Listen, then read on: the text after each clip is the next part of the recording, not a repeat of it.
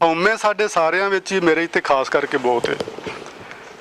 ਤੇ ਆਪਾਂ ਇਸ ਹਉਮੈ ਦੇ ਰੋਗ ਤੋਂ ਬਚਣ ਲਈ ਗੁਰੂ ਸਾਹਿਬ ਨੇ ਸਾਨੂੰ ਇਸ ਪੌੜੀ ਵਿੱਚ ਇਲਾਜ ਦੱਸਿਆ ਹੋਇਆ ਹੈ। ਅਸੀਂ ਧਿਆਨ ਉਹਦੇ ਵੱਲ ਜ਼ਿਆਦਾ ਲਿਜਾਣਾ ਹੈ ਕਿ ਹਉਮੈ, ਅਸੀਂ ਪਿਛਲੀ ਵਾਰੀ ਜਦੋਂ ਗੱਲ ਕਰਦੇ ਸਾਂ ਤਾਂ ਇਸ ਤਰ੍ਹਾਂ ਲੱਗਦਾ ਸੀ ਕਿ ਜਦੋਂ ਬੰਦਾ ਦਾਨ ਕਰਦਾ ਉਦੋਂ ਤੇ ਹਉਮੈ ਕਰਦਾ ਹੈ, ਤੇ ਜਦੋਂ ਕਿਸੇ ਤੋਂ ਕੁਝ ਵਾਪਸ ਲੈਂਦਾ ਉਦੋਂ ਹਉਮੈ ਕਿਉਂ ਕਰਦਾ ਹੈ। ਇਸ ਤਰ੍ਹਾਂ ਦੇ ਕੁਝ ਸਵਾਲ ਪੈਦਾ ਹੋਏ ਸਨ।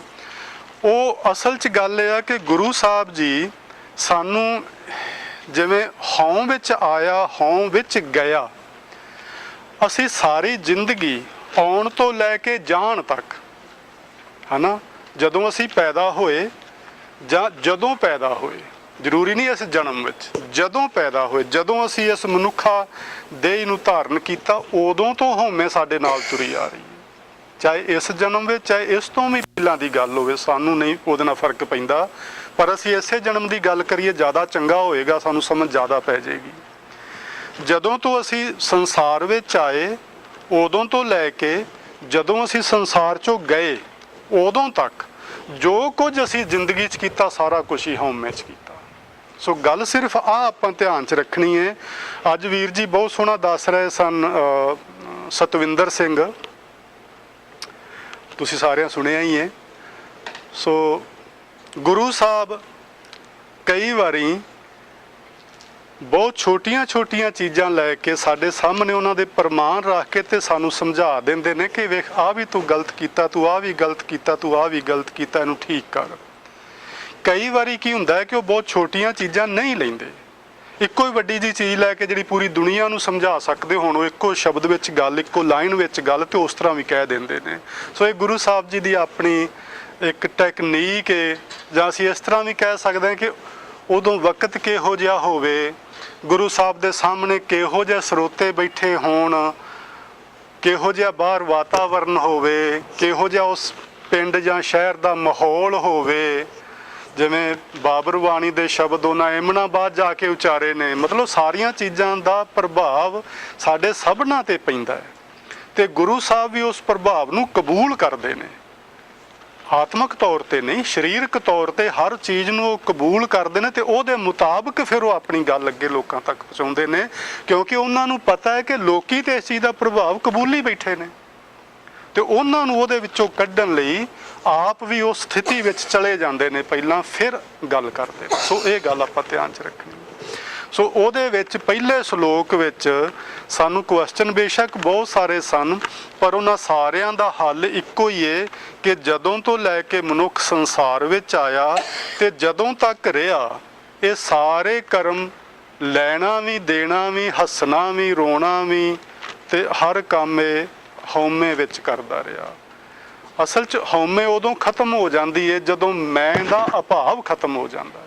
ਜਿੰਨਾ ਚਿਰ ਮੇਰੇ ਵਿੱਚ ਮੈਂ ਦਾ ਅਭਾਵ ਬਣਿਆ ਹੈ, ਹਉਮੈ ਸਾਨੂੰ ਪਰਮਾਤਮਾ ਵਾਹਿਗੁਰੂ ਜੀ ਤੋਂ ਵੱਖ ਕਰਦੀ ਹੈ। ਹੋਰ ਇਹਦਾ ਕੋਈ ਕੰਮ ਨਹੀਂ, ਇਹਦਾ ਇੱਕੋ ਹੀ ਕੰਮ ਹੈ, ਸਾਨੂੰ ਰੱਬ ਤੋਂ ਵੱਖ ਕਰਨਾ, ਹਉਮੈ ਦਾ। ਸੋ ਜਿਸ ਵੀ ਜੀਵ ਦੇ ਵਿੱਚੋਂ ਹਉਮੈ ਮੁੱਕ ਜਾਏਗੀ, ਉਹ ਰੱਬ ਵਿੱਚ ਅਭੇਦ ਹੋ ਜਾਏਗਾ। ਸੋ ਰੱਬ ਵਿੱਚ ਅਭੇਦ ਹੋਣ ਤੋਂ ਪਹਿਲਾਂ ਹਉਮੈ ਨਹੀਂ ਜਾਂਦੀ। ਤੇ ਅਸੀਂ ਜਿੰਨੇ ਜੀਵ ਜ਼ਿਆਦਾਤਰ ਵੇਖਦੇ ਹਾਂ, ਕੋਈ ਵਿਰਲਾ ਸੰਸਾਰ 'ਚ ਹੋਏਗਾ ਜਿਹਦੀ ਹਉਮੈ ਖਤਮ ਹੋ ਗਈ ਹੋਵੇ, ਨਹੀਂ ਤੇ ਸਾਨੂੰ ਬਹੁਤ ਸਾਰੇ ਸੰਤਾਂ ਮਹਾਂਪੁਰਸ਼ਾਂ ਨੂੰ ਵੀ ਮਿਲਣ ਦਾ ਸੁਭਾਗ ਸਾਨੂੰ ਸਾਰਿਆਂ ਨੂੰ ਹੀ ਮਿਲਦਾ ਹੈ, ਤੇ ਲੱਗਦਾ ਹੈ ਕਿ ਹਉਮੈ ਅਜੇ ਗਈ ਨਹੀਂ। ਉਹ ਥਾਂ ਥਾਂ ਤੇ ਕਹਿੰਦੇ ਫਿਰਦੇ ਰਹਿੰਦੇ ਨੇ, ਮੈਂ ਫਲਾਣੇ ਥਾਂ ਗਰੀਬਾਂ ਦੀਆਂ ਕੁੜੀਆਂ ਦੇ ਵਿਆਹ ਕਰਵਾਏ, ਮੈਂ ਫਲਾਣੇ ਥਾਂ ਹਸਪਤਾਲ ਬਣਵਾਤਾ। ਮੈਂ ਤਾਂ ਹੈ ਨਾ, ਅਜੇ ਤੂੰ ਨਹੀਂ ਬਣਵਾਇਆ, ਬਣਵਾਇਆ ਤੇ ਸੰਗਤ ਨੇ, ਜਿਹਨੇ ਤੈਨੂੰ ਪੈਸੇ ਦਿੱਤੇ ਨੇ, ਪਰ ਉਹ ਕਹਿ ਰਿਹਾ ਮੈਂ ਬਣਵਾਇਆ। ਸੋ ਇਹਦਾ ਮਤਲਬ ਭਾਵੇਂ ਉਹ ਨਿਮਰਤਾ 'ਚ ਹੀ ਕਹਿ ਰਿਹਾ, ਫਿਰ ਵੀ ਕਿਤੇ ਨਾ ਕਿਤੇ ਹਉਮੈ ਦੀ ਅੰਸ਼ ਟਿਕੀ ਹੈ ਅੰਦਰ, ਅਜੇ ਖਤਮ ਨਹੀਂ ਹੋਈ 100%। ਸੋ ਉਹ ਉਸ ਕਰਕੇ ਗੁਰੂ ਜੀ ਕਹਿੰਦੇ ਨੇ ਕਿ ਭਲਿਆ ਤੂੰ ਹਰ ਚੀਜ਼ ਹੀ ਸਾਰੀ ਜ਼ਿੰਦਗੀ ਹਉਮੈ 'ਚ ਕਰਦਾ ਰਿਹਾ। ਹੁਣ ਦੂਜਾ ਸ਼ਲੋਕ ਗੁਰੂ ਅੰਗਦ ਦੇਵ ਸਾਹਿਬ ਜੀ ਦਾ ਹੈ, ਜਿਸ ਵਿੱਚ ਉਹਨਾਂ ਨੇ ਸਾਡੇ ਸਾਹਮਣੇ ਇਸ ਸ਼ਲੋਕ ਵਿੱਚ 2 ਕੁਐਸਚਨ ਰੱਖੇ ਨੇ। ਹਉਮੈ ਕਿੱਥੋਂ ਉਪਜੈ, ਕਿਤ ਸੰਜਮੇ ਜਾਏ। ਇਹ 2 ਜਿਹੜੇ ਸਵਾਲ ਨੇ, ਬੜੇ ਸਾਨੂੰ ਧਿਆਨ ਦੇਣਾ ਚਾਹੀਦਾ ਇਹਨਾਂ ਵੱਲ, ਤੇ ਹਮੇਸ਼ਾ ਧਿਆਨ ਰੱਖਣਾ ਚਾਹੀਦਾ ਹੈ ਕਿ ਅਸੀਂ ਸਾਰੀ ਜ਼ਿੰਦਗੀ ਕਿਤੇ ਹਉਮੈ 'ਚ ਗਵਾ ਕੇ ਹੀ ਨਾ ਚਲੇ ਜਾਈਏ। ਅਸੀਂ ਕਦੋਂ ਸੁਧਰਾਂਗੇ, ਕਦੋਂ ਸਾਡੀ ਹਉਮੈ ਮੁੱਕੇਗੀ ਕਿ ਨਹੀਂ ਮੁੱਕੇਗੀ, ਇਹਦੇ ਵੱਲ ਸਾਨੂੰ ਧਿਆਨ ਦੇਣਾ ਚਾਹੀਦਾ। ਹੁਣ ਆਪਾਂ ਇੱਕ ਇੱਕ ਲਾਈਨ ਸ਼ੁਰੂ ਕਰੀਏ ਜਿਸ ਤਰ੍ਹਾਂ ਆਪਾਂ ਪਹਿਲਾਂ ਕੀਤਾ ਹੈ, ਤੇ ਵੀਰ ਜੀ ਕਹਿ ਰਹੇ ਸੀ ਉਹ ਲਾਈਨ ਮੈਂ ਵੀ ਰਿਪੀਟ ਕਰ ਦਿਆ ਕਰਾਂ ਤਾਂ ਕਿ ਉਹਦੇ 'ਚ ਰਿਕਾਰਡ ਹੋ ਜਾਏ। ਸੋ ਮੈਂ ਕੋਸ਼ਿਸ਼ ਕਰਾਂ। ਸੋ ਕਰੋ ਸ਼ੁਰੂ ਇੱਕ ਇੱਕ ਲਾਈਨ।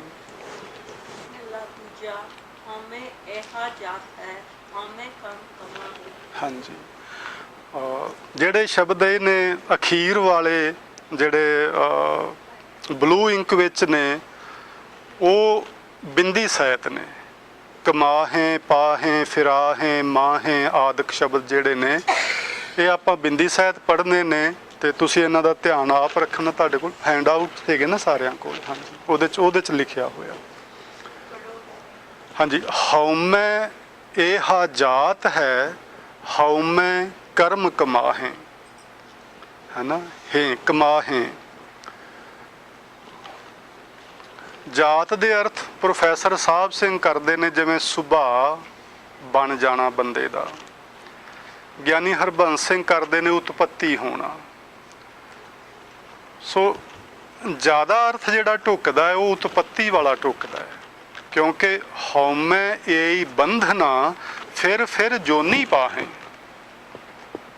ਬੰਦਾ ਜੂਨੀਆਂ ਵਿੱਚ ਮੁੜ ਕੇ ਜਾਂਦਾ ਹੈ। ਉਤਪੱਤੀ ਹੁੰਦੀ ਏ ਹਉਮੈ ਦੇ ਕਾਰਨ ਹੀ। ਅੱਗੇ ਗੁਰੂ ਸਾਹਿਬ ਨੇ ਦੱਸਿਆ ਕਿ ਹਉਮੈ ਪੈਦਾ ਕਿੱਥੋਂ ਹੁੰਦੀ, ਆਪਾਂ ਵਿਚਾਰਦੇ ਹਾਂ। ਸੋ ਜਿਹੜਾ ਉਤਪੱਤੀ ਦਾ ਕਾਰਨ ਹੈ, ਸਾਡਾ ਪੈਦਾ ਹੋਣ ਦਾ ਕਾਰਨ ਹੈ ਜਿਹੜਾ, ਉਹ ਹਉਮੈ ਹੈ।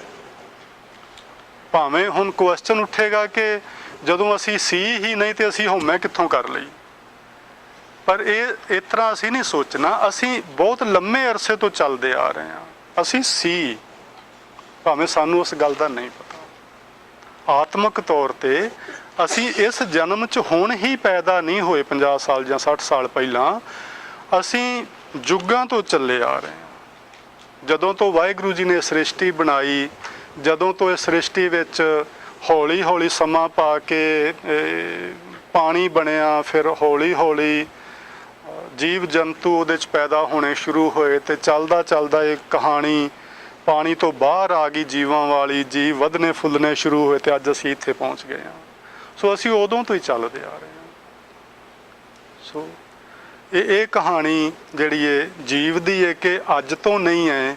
ਇਹ ਜੀਵ ਯੁੱਗਾਂ ਤੋਂ, ਜਦੋਂ ਤੋਂ ਵਾਹਿਗੁਰੂ ਜੀ ਨੇ ਇਸ ਸ੍ਰਿਸ਼ਟੀ ਦੀ ਰਚਨਾ ਰਚੀ ਏ ਤੇ ਜੀਵਾਂ ਦੀ ਹੋਂਦ ਉਹਦੇ ਹੁਕਮ ਵਿੱਚ ਹੀ ਆਈ ਏ, ਅਸੀਂ ਸਾਰੇ ਉਦੋਂ ਤੋਂ ਹੀ ਕਿਸੇ ਨਾ ਕਿਸੇ ਰੂਪ ਵਿੱਚ ਚੱਲੇ ਆ ਰਹੇ ਹਾਂ। ਸੋ ਸਾਡੀ ਉਤਪੱਤੀ ਦਾ ਕਾਰਨ ਹਉਮੈ ਹੈ। ਹਉਮੈ ਕਰਮ ਕਮਾਹੇ। ਹਉਮੈ ਦੇ ਵਿੱਚ ਹੀ ਅਸੀਂ ਸਾਰੇ ਕਰਮ ਕਮਾਉਂਦੇ ਹਾਂ। ਸੋ ਜਿਹੜਾ ਪਹਿਲਾ ਸ਼ਲੋਕ ਸੀ, ਪਹਿਲੇ ਸ਼ਲੋਕ ਨੂੰ ਗੁਰੂ ਅੰਗਦ ਦੇਵ ਸਾਹਿਬ ਜੀ ਨੇ ਇਸ ਸ਼ਲੋਕ ਵਿੱਚ ਬਹੁਤ ਸਾਰਾ ਸਪਸ਼ਟ ਕੀਤਾ ਹੋਇਆ। ਜਿਵੇਂ ਗੁਰੂ ਸਾਹਿਬ ਨੇ ਆਖਿਆ ਸੀ, ਹਉ ਵਿੱਚ ਹੱਸੈ, ਹਉ ਵਿੱਚ ਰੋਵੈ, ਹਉ ਵਿੱਚ ਭਰੀਐ, ਹਉ ਵਿੱਚ ਧੋਵੈ, ਤੇ ਕਈ ਸਾਰੀਆਂ ਚੀਜ਼ਾਂ ਹੋਰ ਦੱਸ ਕੇ। ਪਰ ਗੁਰੂ ਅੰਗਦ ਦੇਵ ਸਾਹਿਬ ਜੀ ਉਹ ਸਾਰੀ ਗੱਲ ਨੂੰ ਸਿਰਫ ਇੰਨੀ 2 ਲਫ਼ਜ਼ਾਂ ਵਿੱਚ ਕਰਮ ਕਮਾਹੇ, ਵੀ ਅਸੀਂ ਸਾਰੀ ਜ਼ਿੰਦਗੀ ਵਿੱਚ ਜੋ ਕੁਝ ਵੀ ਕਰਮ ਕਰਦੇ ਹਾਂ ਸਾਰੇ ਹਉਮੈ ਵਿੱਚ ਹੀ ਕਰੀ ਜਾਂਦੇ ਹਾਂ। ਅਗਲੀ ਲਾਈਨ ਪੜ੍ਹੋ ਜੀ।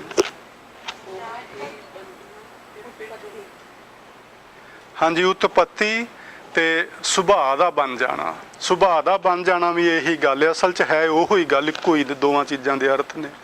ਵੀ ਸਾਡਾ ਸੁਭਾਅ ਬਣ ਗਿਆ ਹਉਮੈ ਵਾਲਾ, ਤੇ ਉਹ ਐਸਾ ਪੱਕ ਗਿਆ ਤੇ ਉਹਦੇ ਕਾਰਨ ਹੀ ਮੁੜ ਕੇ ਸਾਡਾ ਜਨਮ ਹੁੰਦਾ ਰਿਹਾ। ਸੁਭਾਅ ਹੀ ਪੱਕ ਗਿਆ, ਹੋਰ ਕੀ ਹੋਇਆ? ਸੰਸਕਾਰ ਸਾਡੇ ਬਣ ਗਏ। ਸੋ ਜਿਹੋ ਜਿਹੇ ਅਸੀਂ ਕਰਮ ਕਮਾਉਂਦੇ ਹਾਂ ਜ਼ਿੰਦਗੀ 'ਚ, ਉਹੋ ਜਿਹੇ ਸਾਡੇ ਸੰਸਕਾਰ ਬਣ ਜਾਂਦੇ ਨੇ। ਸੋ ਪਹਿਲਾਂ ਅਸੀਂ ਕਰਮ ਕਰਦੇ ਹਾਂ, ਕਿਰਿਆ ਕਰਦੇ ਹਾਂ, ਉਹ ਕਿਰਿਆ ਕਰਮ ਬਣ ਜਾਂਦੀ ਏ। ਕਰਮ ਤੋਂ ਬਾਅਦ ਸੰਸਕਾਰ ਬਣ ਜਾਂਦੇ ਨੇ। ਸੰਸਕਾਰ ਸਾਡੀ ਆਤਮਾ ਦੇ ਨਾਲ ਸਾਥ ਰੱਖਦੇ ਨੇ, ਉਹਨੂੰ ਕਦੇ ਨਹੀਂ ਛੱਡਦੇ, ਜਾਂ ਆਤਮਾ ਉਹਨਾਂ ਨੂੰ ਨਹੀਂ ਛੱਡਦੀ, ਉਹ ਹਮੇਸ਼ਾ ਨਾਲ ਰਹਿੰਦੇ ਨੇ। ਸੋ ਅੱਜ ਦੇ ਕੀਤੇ ਕਰਮ ਹੋ ਸਕਦਾ ਹੈ ਸਾਨੂੰ ਹਉਮੈ ਤੋਂ ਛੁਟਕਾਰਾ ਦਿਵਾ ਦੇਣ। ਅੱਜ ਦੇ ਕੀਤੇ ਹੋਏ ਹਉਮੈ ਵਾਲੇ ਕਰਮ ਹੋ ਸਕਦਾ ਸਾਨੂੰ ਮੁੜ ਕੇ ਜਨਮ ਮਰਨ ਦੇ ਬੰਧਨਾਂ ਵਿੱਚ ਫਸਾ ਦੇਣ। ਸੋ ਇਸ ਲਈ ਅਸੀਂ ਕਰਮ ਕਰਨ ਤੋਂ ਪਹਿਲਾਂ ਸੋਚੀਏ, ਕਿਰਿਆ ਕਰਨ ਤੋਂ ਪਹਿਲਾਂ ਸੋਚੀਏ ਵੀ ਅਸੀਂ ਕਰਨ ਕੀ ਲੱਗੇ ਹਾਂ। ਜੋ ਅਸੀਂ ਕਰਦੇ ਹਾਂ ਉਹ ਸਾਡਾ ਸੱਚਮੁੱਚ ਇੱਕ ਕਰਮ ਬਣ ਜਾਣਾ ਹੈ। ਉਹ ਬਣਿਆ ਹੋਇਆ ਕਰਮ ਸਾਡਾ ਸੰਸਕਾਰ ਰੂਪ ਦੇ ਵਿੱਚ ਆਤਮਾ ਦੇ